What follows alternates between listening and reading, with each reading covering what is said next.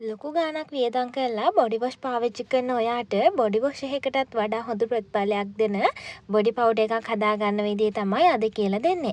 ඉතින් මේකෙන් රිසල්ට් එක ගන්න නම් අනිවාර්යයෙන්ම මම කියන විදියට හදාගෙන පාවිච්චි කරන්නකෝ. අනිවාර්යයෙන්ම ඔයාට හොඳම ප්‍රතිඵලය ගන්න පුළුවන්.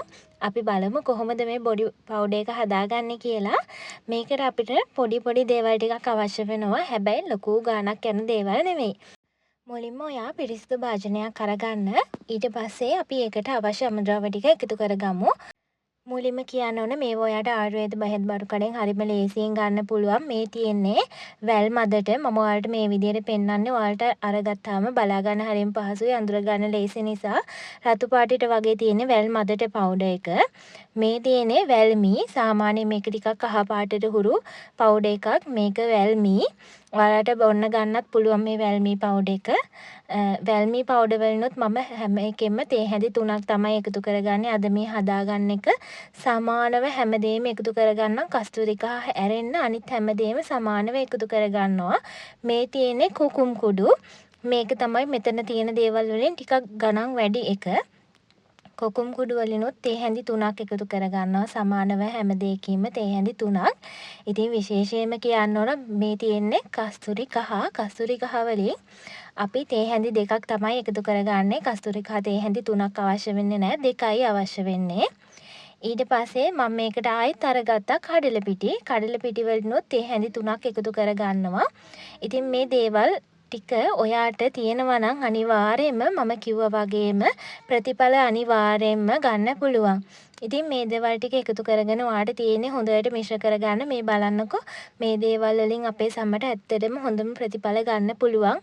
කිසිම අතුරු ආබාධයක් නැතුව ඔයාගේ සම පැහැපත් කරන්න, නිරෝගී කරන්න, ඒ වගේම සමේ තුවාල කැලල් තියෙනවා නම්, ඒ වගේම ආසාත්මිකතා තියෙනවා නම් ඇත්තටම ගොඩක් හොඳයි. මම මේ ඔයාලට එකින් එක පෙන්නන්නේ මේ දේවල් ටික. වැල් මදට වැල්මි, කොකුම් කුඩු, ඒ වගේම කස්තූරි කහ, කඩල පිටි තමයි මෙතන තියෙන්නේ. මේ දේවල් ටික අනිවාර්යයෙන්ම හොඳට මික්ස් කරගන්න. අර එකට එකක් හොඳට මිශ්‍ර වෙන විදිහට ටික වෙලාවක් හොඳට මිශ්‍ර කරගන්න. අපි ඊට පස්සේ මේ බොඩි පවුඩර් එක දාගන්න ඕනේ පිරිසිදු වියලි භාජනයකට වහලා තියාගන්න පුළුවන්. ඉතින් මම මේ වගේ පිරිසිදු වියලි බෝතලයකට දාලා වහලා තියාගන්නවා අවශ්‍ය වෙලාවට පාවිච්චි කරන්න. ඔයාට මේක සතියකට එක දවසක් පාවිච්චි කරපුවාම හොඳටම ඇති. ඉතින් ඔයා වැඩිපුර ප්‍රමාණයක් හදාගෙන මුළු ඇඟටම පාවිච්චි කරන්න. ඒ වගේම ඔයාගේ මූණටත් මේක පාවිච්චි කරන්න පුළුවන්.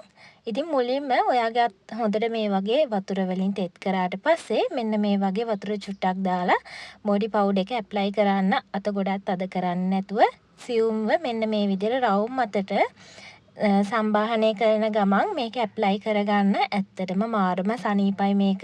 අපේ සමට ඇප්ලයි කරාට පස්සේ හරිම ෆ්‍රෙෂ් ගතියක් අපේ සමට ලබා දෙනවා.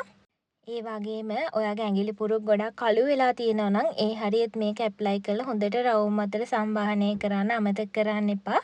මුළු ඇඟේම මම ඔයාට අතේ විතරයි මේ විදිහට ගාලා පෙන්නන්නේ. ඔයාට පුළුවන් මේක මුළු ඇඟේම ගාන්න. ගාලා විනාඩි 10ක් 15ක් මේ විදිහට වගේ පොඩි එකේ තියාගෙන ඉන්න. ඊට පස්සේ වොෂ් කරන්න. ඇත්තටම පළවෙනි අවස්ථාවේදීම ඔයාට හොඳම ප්‍රතිඵලයක් ගන්න පුළුවන් දෙයක් තමයි මේ බොඩි පවුඩර් එක කියන්නේ.